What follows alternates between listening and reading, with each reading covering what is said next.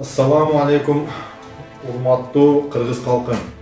Biz dağı el qatarı bugün жаңы bir temada şunday elge öz oyubuzdu aytып bereyledik. Бұл жерде hech qanday faktice bir şunday söz, şunday boluş gerek деген ой жоқ. Просто бүгүнкү дүйнөлүк система, бүгүнкү дүйнөдө болуп аткан окуяларды сиздерге мындай окуянын алдыңкы парданын аркасынан эсен айтып берели. Биз азыр мындай айтканда дүйнөдө баягыда Курчак театрдагы театр ойнолуп атат. Ошо театрдын аркасындагы мындай айтканда көшөгөнүн аркасында болуп аткан окуяларды өз оюбузду кандай экенин айтып берүүнү чечтик. Бул жерде эч кандай бирөөгө мындай таңылоо же шундай болот деген неме жок. Максатыбыз адамдарды бүгүнкү болуп аткан дүйнөдөгү окуялардын чындыгын билүүнү каалайбыз. Бүгүн биздин Кыргызстандын эли ушунчалык политика мындай айтканда эл дүйнө жүзүндө элдердин алдында көп коңшулардан биз алдыга кетип калдык. Саясат боюнча ойгонду, эл ойгондук да. Главное элди ойготуш керек да. Мисалы мен азыр өзүм Россияда жүрөм дагы, Россиядагы эл дагы мынчалык ойгоно элек да. Орустар дагы биз сел ойгоно элек. Биздин эл ушунчалык ойгонду. Ошон үчүн кыргыздарга бүгүнкү дүйнөлүк политиканы, дүйнөдө болуп аткан окуяларды, себептерин, дүйнөлүк тарыхты, дүйнөдөгү бүтүндөй окуяларды айтып берүүгө аракет кылабыз. Башынан баштасак, биринчи коронавирус. Бул коронавирус мындан 1 жыл мурун айтканда ушундай 6 миллиард адамды карантинге тыгып, дүйнө жүзүн дүрбөлөң кылып, бардыкты коркутуп, ушундай чоң ишканалар, мисалы мына дүйнөдөгү самолетторду элестетиңиздер, авиа каттамдар кандай каттайт эле, дүйнөдөгү туризмди, авиа каттамдарды, дүйнөлүк бүтүндөй ресторан бизнестерин бардыгын аксатып, базарларына, өзүбүздүн эле долдойдогу базарлар, чоң базарыбыз, дүйнөлүк чоң немелер, экономика бүтүндөй токтоп калды. Мындай айтканда дүйнөнүн каны айланбай калды. Ошондой системаны алып келет десе 1 жыл мурун биз ишенбейт элек. Эч ким мындай кыла албайт деп ойлойт элек да, бирок ушуну ишке ашырышты. Буну 2015-жылы мисалы биз Билл Гейтс айткан сөзү барды. 2015-жылы айтат. Дүйнөдө эми мындан бияка мындай чоң согуштар болбойт. Болгону биологический оружиялар менен бир болбогон эмеден дүйнөнүн бардыгын токтотуп койгонго, ушундай неме кылып койгонго боло турган нерсе жаралды деп 2015-жылы бир жерде сүйлөгөн сөз бар. Интернетте жүрөт, көрсөңүздөр болот. Ошол кайдан билди? Билл Гейтс ким? Билл Гейтс биз Microsoft компьютердик компаниянын негиздөөчүсү, илимдүү, окумуштуу деп билебиз. Чындыгында анын чыныгы жүзү ким? Көшөгөнүн аркасындагы Билл Гейтс ким? Ал кимдерге кызмат кылат? Ошол дагы өзүнчө тема. Ушуларды айтып берүүгө аракет кылабыз. Коронавирус. Коронавирусту булар ойлоп табылган вирус экени далилденди. Биологический оружие, биологический лабораторияда COVID-19 табылганын уже окумуштуулар бардыгы далилдеп берди.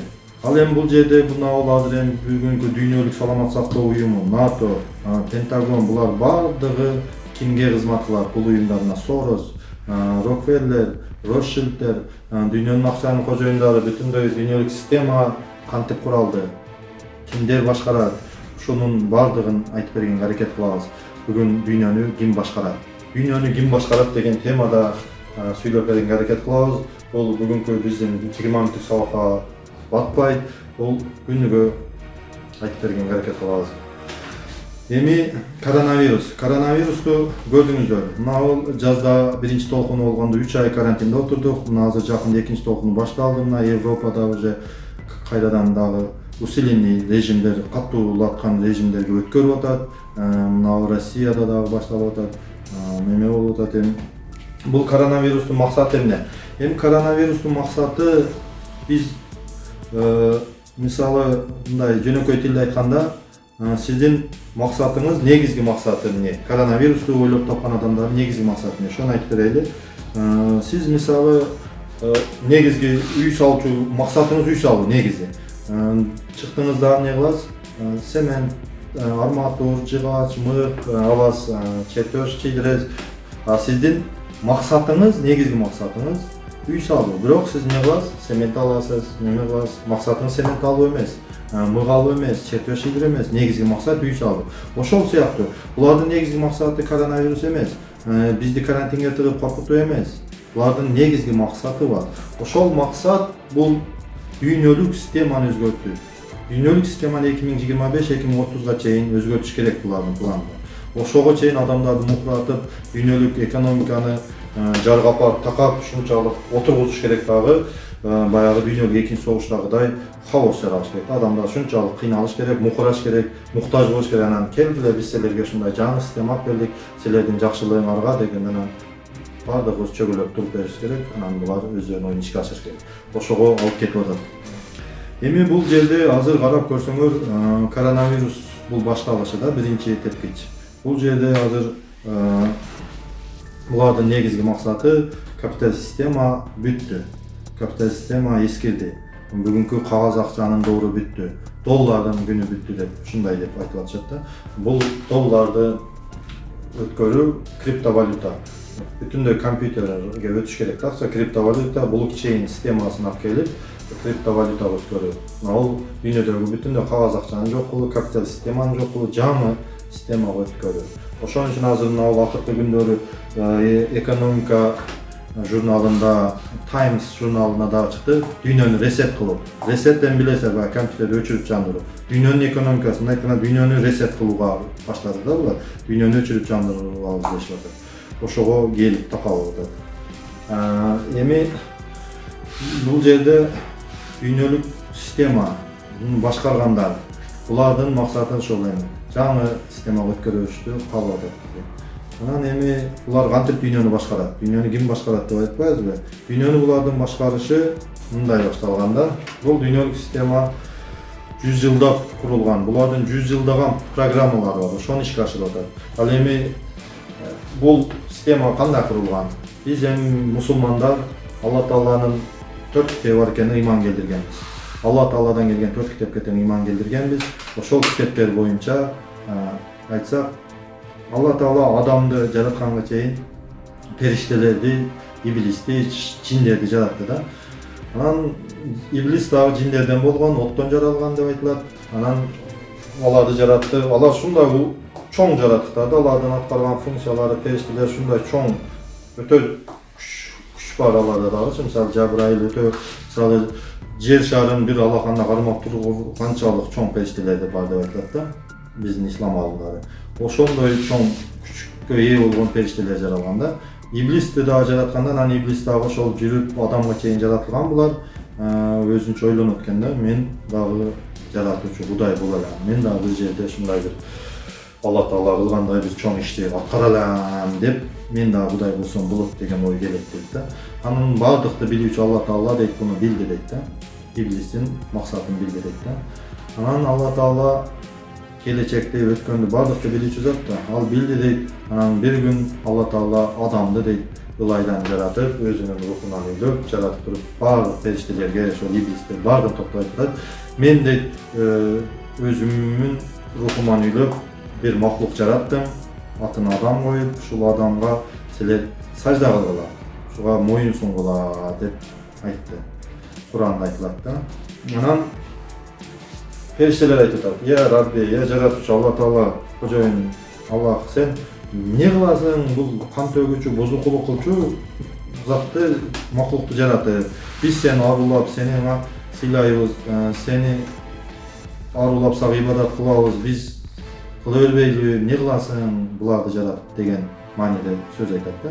Ошондо айтат, Алла Таала айтат: "Мен силер билбеген нерсени билем" дейт да. Ошентип анан Алла Таала периштелер айтканда бардыгы Алланын өкүмүнө моюн сунду дейт. Адамга сажда кылышты. Бир иблис сажда кылуучулардан болбоду дейт да. Анан иблиске айтат: "Эй иблис, сен менин өкүм аткарбагыңа эмне тоскоолдук болду?" дейт. Иблис айтып атат, шайтан: "Мен мындан улукмун" деди. "Мени оттон жараттың, буну топурактан, ылайдан жараттың" дейт да. "Мен мындан улукмун, буга мен моюн сунбайм." Алла Таала айтат: "Сен менин өкүмүмө каршы келдиң. Сен эми менин мээриммен чыктың. Сен түбөлүк тозоку болдуң" дейт. Шайтанга айткан. Шайтан деген сөз узакташуу, Алланын мээриминен узакташтырылды. Шайтан ошондо иблис шайтанга айланды дейт да. Узакташтырылды. Ошондо иблис айтат: "Сен мени ушул адамдын жүзүнөн дейт түбөлүк тозоку кылдың" дейт. "Эми мага дейт убакыт бер, мүмкүнчүлүк бер, шанс бер, мен кыяматка чейин неме кылайын дейт да. Адам баласын мени ушундайына мен түбөл тозок болгон үчүн дейт, булардын да адам баласын дейт, бардыгын дейт, мен өзүм ээрчитип азгырамын дейт да. Анан ошондо Алла Таала айтат иблиске: мен сага убакыт бердим дейт, мүмкүнчүлүк, шанс бердим кыяматка чейин. Ким сени ээрчитсе дейт, ушу адам балдарын, силердин бардыгыңарды дейт, топтоп дейт, тозокко толтурамын дейт. Ким сени ээрчитсе, ошолордун бардыгыңарды тозокко толтурамын. Ал эми менин чыныгы салык бандаларыма дейт, сенин тилиң өтпөйт, сенин тишиң өтпөйт дейт да. Ошентип Алла Таала адам менен шайтандын ортосуна кыяматка чейинки түбөлүк бүтпөй турган кыяматка чейинки согуш башталды дейт. Ошондон анан жерге түштүк да. Алла Таала эмне кылды? Шайтанга, иблиске мүмкүнчүлүк берди. Мүмкүнчүлүк деген эмне бул? Шанс. Мына бир мүмкүнчүлүк болуш үчүн адам менен согушуу бир поле керек. Мына поле жер шары болду. Ушу жер шарында иблис менен адамдын ортосундагы согуш талаа бул. Кыяматка чейинки убакыт бул мүмкүнчүлүк. Анан жердеги бардык мүмкүнчүлүктөр да бул шайтанга берилген. Жердеги илим, технология, бардык нерсе шайтанга берилди да, мүмкүнчүлүк болду. Ал эми адамгачы? Адамга дагы берилди. Адамга эң негизи Алла Таала айтпайбы? Менин чыныгы салык бандаларыма дейт, кулдарыма сенин тишиң, тилиң өтпөйт деп шайтан. Алар кимдер? Пайгамбарлардын жолунда жүргөн адамдар да. Булар кандай болуш керек? Акылыңарды иштеткиле деп да Куранда Алла Таала. Акылыңарды иштетип, шайтандын жолун, кайсы жолдо бузукулук кылып атат, Алланын жолун бардыгын акыл менен таба алабыз да биз. Ошол акылга салып ойлонсок, Алла Таала акылга бизди чакырат. Ойлонуп Курандагы аяттардын негизинде эме кылсак, бүгүнкү окуялардын бардыгын түпкүрү Куранда бар да. Ошол эми негизги согуш башталган. Ошол шайтан азыр өзүнүн функциясын аткарып атат. Кантип аткарып атат? Бул дүйнөдө хаос, согуш, бузуку, адилетсиздик, коррупция, ушундай нерселер болот. Кана Алла Тааланын адилеттүүлүгү деп ойлойт да адамдар. Мен деле ошентип ойлочумун да. Көрсө бунун себебин бардыгын түбүндө шайтандын эмеси бар да, аткарган функциясы бар. Өзү негизи ойлоп көрсөңөр, Алла Таала эң мээримдүү зат, Алла Таала эң кечиримдүү зат, Алла Таала абсолюттук адилеттүү, гана адилеттүүлүгү резде мына бейгүнөө мисалы канча жерде согуштарда наристелер өтөт, бейгүнөө адамдар өтөт. Булар эмне кылган үчүн өлүп атат деп ойлойбуз да. Мисалы эми төрөлгөн 2-3 жаштагы балдар бомбанын тайына калып кетти. Сирияда, Палестинада мисалы көп болду да мындай. Биз өзүбүз көргөн мындай жашаган доордо болгон окуялар да. Буга чейинки 1-2 дүйнөлүк согуштарды айтпай эле кой. Ошолордун эмне күнөөсүнө өлдү деп кыжалат болот элем да, мен дагы элдерге окшоп. Көрсө биз билбеген, Алла Таала айтып койбойбу периштелерге? Силер билбеген нерсени мен билемин деп. Алла Таала да биз билбеген нерсени билет да. Бул эмнелер? Билбеген нерсе. Мына мисалы бир бала бул жерде 2 жашар бала бомбанын тайына алып өлдү. Бул жашаса болот эле го дейбиз. Биз каяктан билебиз? Эгерде 2 жашар бала жашай турган болсо, бул дүйнөдө ашып барса 100 жыл жашайт. 98 жыл жашайт максимум мисалы да. Анан ошол 98 жылда ол каерде гарантия ол жаннатка чыгат деген. Может ол шайтан деп тозокко кетет эле. Болгон 98 жылдык жашоодон ол жашайын деп мисалы адилетсиздик кылды деп ойлойбуз Алла Таала балага, наристеге. Жок. Эртең кыяматта Алла Таала мисалы да бул түшүндүрүп берет. Себеби эгер ол 98 жыл бул дүйнөдө мисалы 100 жыл жашаса дагы, эгер шанс жок, неме жок, гарантия жок ол жаннатка чыгат. Тозокко кетсе эмне болот эле? Алла Тааланы 2 жашында сразу бул дүйнөдөн жаннатка алып өтүп кетти. Алла Таала адилетсиздик кылды буга дешке биздин акылыбыз жетпейт да. Себеби биздин акыл көтөрө албаган нерселер бар да бул жерде. Ал баланы гарантия жок эле жаннатка чыгышына, Алла Таала буну жаннатка алып кетти. Ошондой окуялар болот. Бул дүйнөдө Алла Тааланын адилеттүүлүгүн, Алла Тааланын мээримдүү кечиримдүүлүгүн бул дүйнөдө Алла Таала бизге убада берген жок да. Кыяматта деп. Кыямат күнү бардык нерсени таразысын коём деп. Адилеттүүлүктүн таразысын бардык таразылар келет дейт да. Ошол күнү коём деп убада берген. Ал эми бул дүйнөдө шайтанга берген убакыт бар, адамга берген убакыт сыноо бар, чоң бир согуш бар да. Мындай айтканда поле, согуш полесинде шайтан менен адамдын ортосундагы жакшы күч менен жаман күчтүн ортосундагы байыпкы түбөлүк согуш болот кыяматка чейинки. Ошол согушта биз кайсы тарабында, шайтандын тарабындабызбы же адамдын, мындай айтканда жакшылыгы пайгамбарлардын жолундабызбы, шейтандын жолундабызбы? Ошону акыл менен издеп табуу ар бирибиздин милдетибиз. Биздин максат ушул адамдарга ушул чындыкты жеткирүү. Бул менин бардык ушул окуган, топтогон илимимин негизинде өзүм чыгарган жыйынтыгым. Буну мен эч кимге таңбабаймын, эч кимди ушундай экен деп составить этпейм. Менин өзүм пикирим. Адамдарга ушундай билген нерсебизди бөлүшүп койгум келип турат. Каалоочулар дагы будан ар ким өзүнүн пикирин чыгарганга үйрөнүш керек да. Бул дүйнөдө биз эң чоң ката адамдар ээрчемелик да. Мисалы бир адамды фанатизм, эң чоң ката фанатизм да. Ушул фанатизмден алыш керек. Ар бир адам өзүнүн акылы менен табыш керек. Алла Тааланы табыш керек, туура жолду табыш керек. Бирөөнүн айтканын ээрчебес керек. Бул билет. Бул ученый, бул окумуштуу десе эле ошонун айтканын ээрчебес керек. Ол эмне максатта айтып атат? Мисалы, Билл Гейтс неге чыгып алып 2015-жылы вирус жөнүндө сүйлөп атат?